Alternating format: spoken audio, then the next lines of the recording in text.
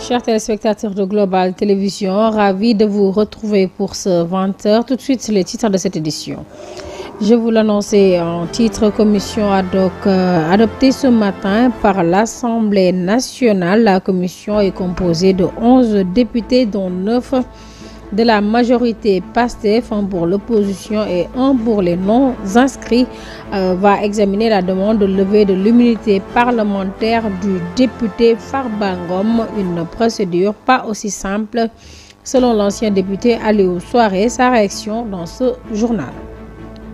Et puis 72 heures de grève, le mot d'ordre décrété par les étudiants de l'université Iba Der Thiam de Thiès. Ils déplorent de promesses non tenues par les autorités et interpellent le ministre de l'Enseignement supérieur. Vous découvrez leur trop-plein de colère dans ce journal. Et puis une lettre de politique sectorielle est en gestation. Hier, le ministère des Infrastructures, des Transports terrestres et aériens a procédé à la cérémonie de lancement, une première étape du processus d'élaboration qui se poursuivra en phase de diagnostic. Chers téléspectateurs, c'était les titres. Dans un instant, le développement.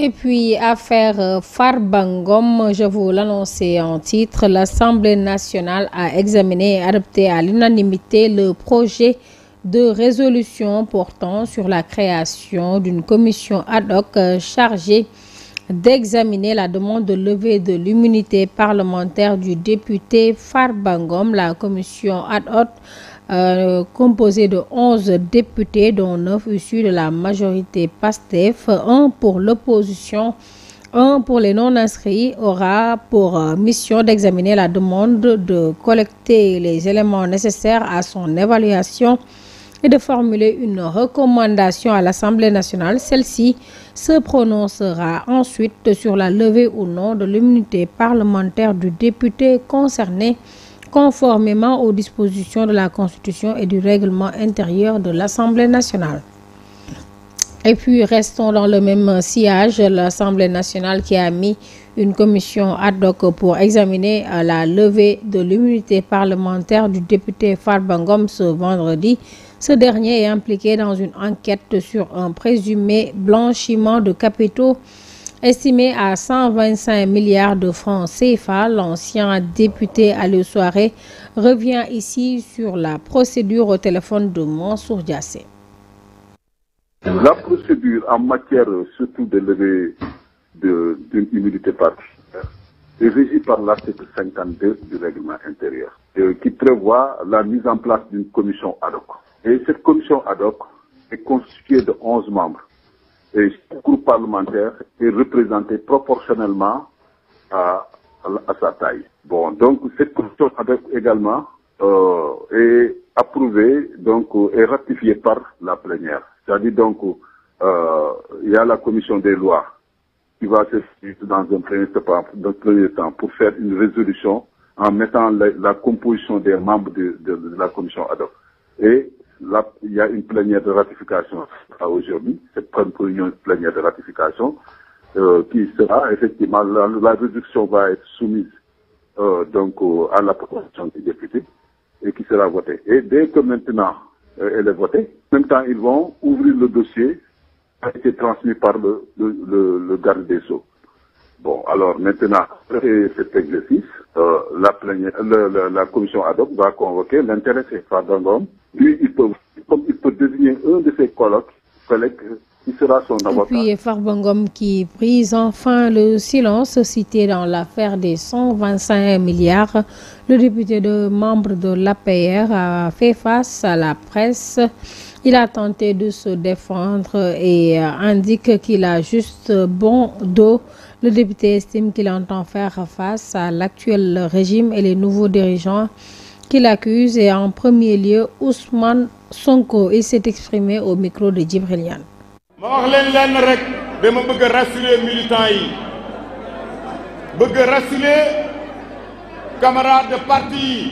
Je veux rassurer les militants, les camarades de parti et les alliés pour leur dire que nous allons sortir victorieux dans ce combat. J'ai pas peur de la VAR car je reste constant sur mes propos. Maintenant, ils veulent instrumentaliser l'Assemblée nationale et la justice pour me destituer de mon poste de député qui est légitime et qui appartient au peuple souverain. Pas besoin de faire un discours car le temps est devant nous et l'histoire nous édifiera un jour ou un autre sur la justice. En tout cas, la victoire est déjà acquise. Soyez rassurés et fiers de vous, vous qui étiez ministre ou bien qui avez des postes de responsabilité. Inch'Allah Rabbi. Yéen ñi nga xam ne la ñu dénkoon responsabilité wala situation publique. Et puis, parlons d'enseignement supérieur. Les étudiants de l'université Iba Der Thiam de Thiès, très mécontents de la situation actuelle, ont décrété 72 heures de grève pour dénoncer la lenteur des travaux d'achèvement de leur établissement lors d'un point de presse tenu ce jeudi. Dans leur temple du savoir, ils ont interpellé le ministre de l'Enseignement supérieur, exprimant leur impatience face aux promesses non tenues.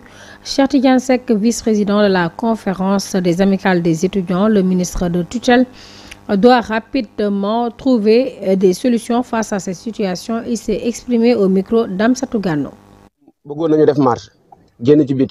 Nous avons voulu faire une marche pour dénoncer ce qui se passe à l'université, mais les autorités n'ont pas voulu nous accorder l'autorisation. Nous avons déposé une demande sans réponse, alors que nous ne réclamons que nos droits. Nous pensons que les autorités nous doivent plus de considération. Comme vous le constatez, les bâtiments de l'université sont presque finis. Il ne reste que quelques réglages, installer des lits, rien de plus. Je peux même vous garantir que si cela est fait, nous allons retourner dans les salles de classe. Nous sommes restés 3 jours sans faire de cours pour juste dénoncer. Maintenant, c'est aux autorités de prendre leurs responsabilités pour mettre fin à cette situation qui peut à tout moment dégénérer. Nous n'avons jamais prôné la violence ni recouru à la violence, mais nous sommes à bout et nous sommes fatigués de cette situation. Ce que je lance comme message aux autorités, c'est juste une reconnaissance, mais aussi qu'ils nous prennent comme leurs enfants, frères, amis ou neveux. Il y a plus de 8000 étudiants dans cette université, alors que le nombre de lits dans les 2 campus fait 500 au total, ce qui est anormal. 1000 lits sont déjà disponibles. Il ne reste que l'installation pour que les étudiants puissent les utiliser. En tout cas, nous dénonçons le fait que les étudiants cherchent des logements en dehors de l'université, alors que des places sont réservées pour eux dans ce temple du savoir.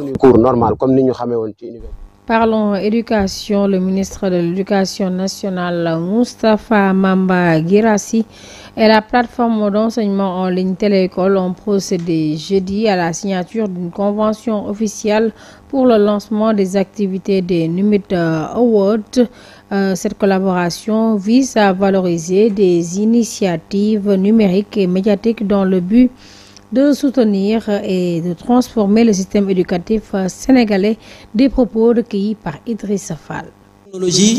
Le problème, c'est que pour la plupart du temps, l'Afrique subit le changement. L'Afrique ne prévoit pas, l'Afrique subit. Et nous, au Sénégal, nous ne voulons plus subir le changement. Nous voulons être des acteurs dans le processus du changement. Et pour ce faire, il faut une anticipation. De la même manière que Téléécole avait anticipé avec la Covid-19 en installant l'apprentissage par la télé autrement depuis 2013, de la même manière, nous nous sommes dit qu'il est temps aujourd'hui que tous, tant que nous nous mettions aux côtés du ministère de l'Éducation nationale. Et quand on dit tous, c'est les acteurs de la technologie, et les artistes, et les influenceurs, les TikTokers, les Facebookers, les médias, les développeurs, les graphic designers, tous tant qu'ils sont là où ils produisent de la matière qu'on appelle contenu ou information. Donc l'objectif intelligent en termes de démarche réfléchie, c'est de se dire comment transformer tous ces faiseurs de contenu en potentiels partenaires de l'éducation. Ce qui nous intéresse, c'est la transformation de l'homme, de l'humain. Et il ne faut pas qu'on se trompe.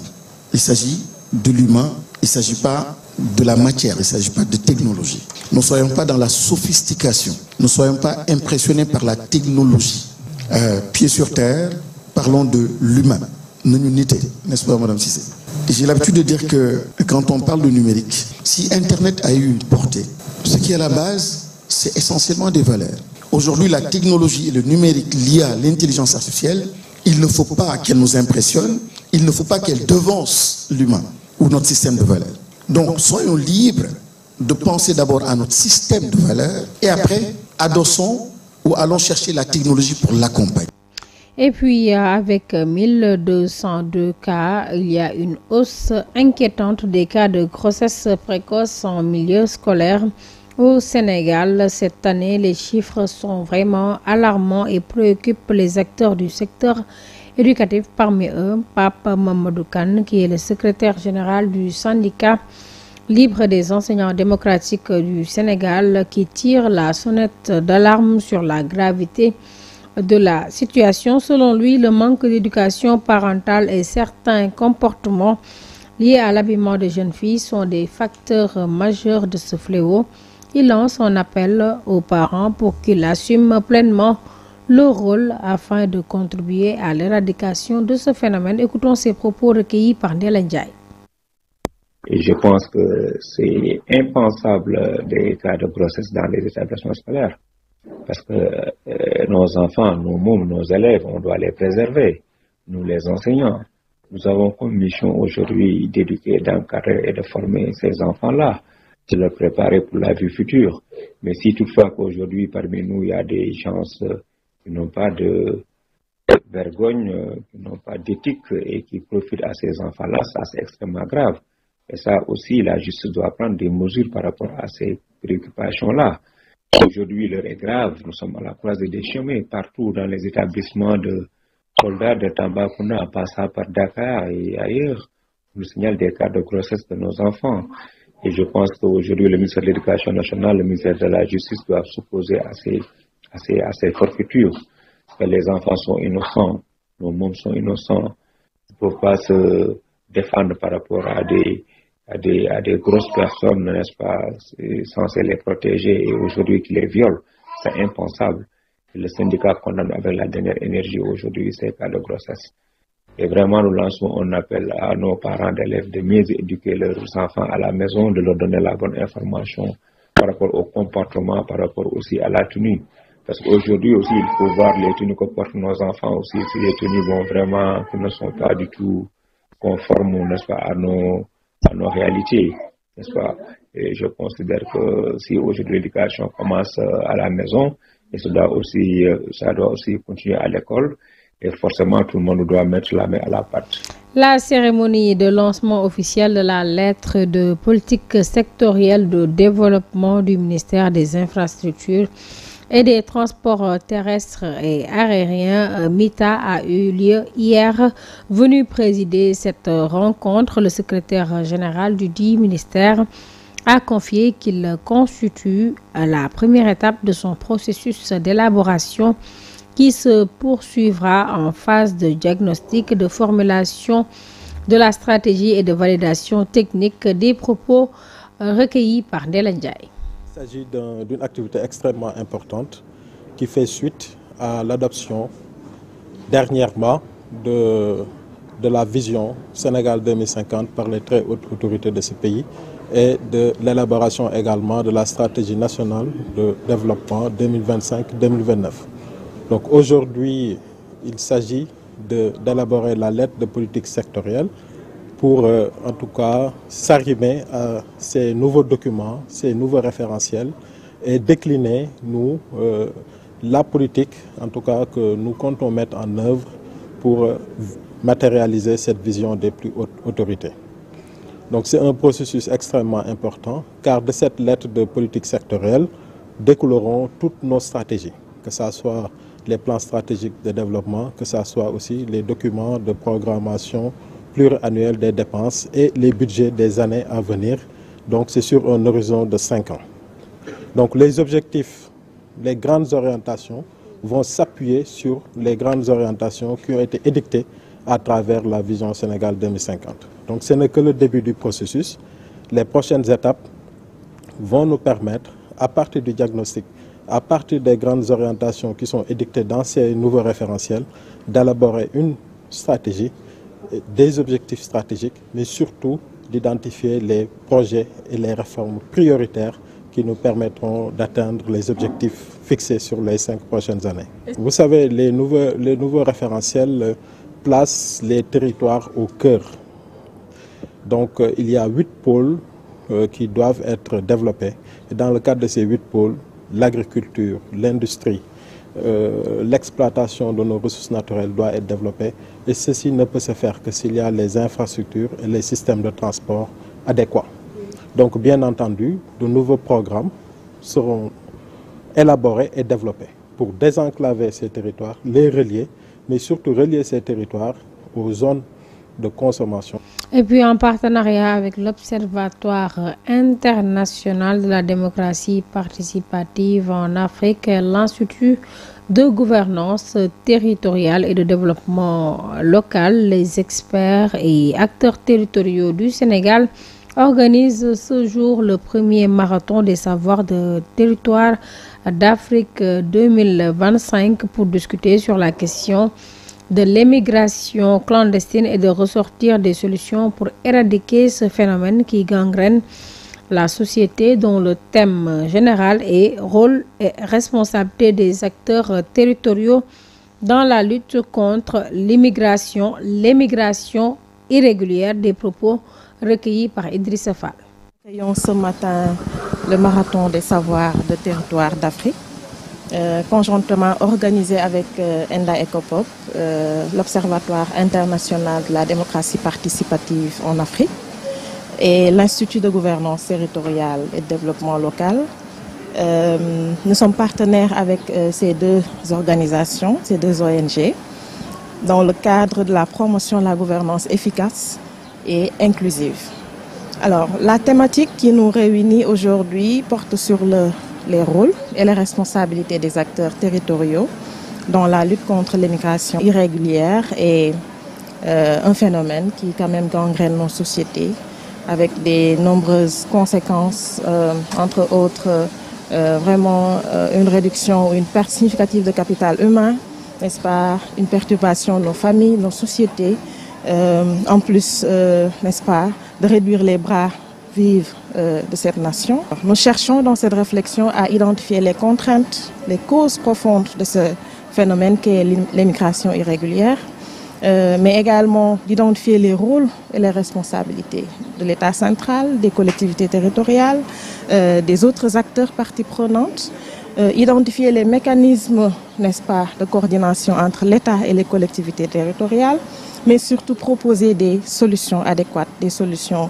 concrètes, des actions à mener, n'est-ce pas, pour résoudre ou tenter de résoudre en tout cas ce phénomène qui est un enjeu crucial de développement de nos collectivités territoriales. Et nous espérons en tout cas vivement que les éléments qui seront ressortis de cette réflexion seront pris en compte, n'est-ce pas, dans les propositions de politique de développement économique, social et environnemental, de politique d'aménagement du territoire, au bénéfice, n'est-ce pas, de nos territoires et de la jeunesse. Et puis parlons d'actualité hors de nos frontières. En République démocratique du Congo, 3 Chinois sont condamnés à Bukavu à 7 ans de prison avec une amende de $600 000 pour exploitation illégale de ressources minérales. Ensuite, il est possible que le Togo rejoigne l'Alliance des États du Sahel. C'est le ministre togolais des Affaires étrangères, Robert Dussé, qui donne l'information lors d'une interview en France. La motion de censure contre le gouvernement de François Bayrou échoue. C'est 131 voix au lieu de 288. Suivons alors l'essentiel de l'actualité avec Aïssa Touba. International, le Togo n'exclut pas de rejoindre l'Alliance des États du Sahel. C'est le ministre togolais des Affaires étrangères, Robert Dussé, qui a fait cette révélation. Selon lui, c'est la décision du président de la République. Le ministre, qui ne doute pas que cette décision soit populaire au Togo, pense que les populations togolaises seraient d'accord avec une telle décision. Pour rappel, l'Alliance des États du Sahel, c'est le Mali, le Niger et le Burkina Faso. Ces 3 États ont ont annoncé en janvier 2024 leur volonté de quitter la CEDEAO qu'ils jugent instrumentalisée par la France. Au Soudan, Washington a annoncé jeudi des sanctions à l'encontre du chef de l'armée, le général Abdel Fattah al-Burhan, reconnaissant par ailleurs l'impuissance de l'administration Biden à mettre fin au conflit qui ravage le pays d'Afrique de l'Est. Mais dans un communiqué, le ministère soudanais des Affaires étrangères aligné sur l'armée a qualifié d'immorales les sanctions contre Abdel Fattah al-Burhan, estimant que Washington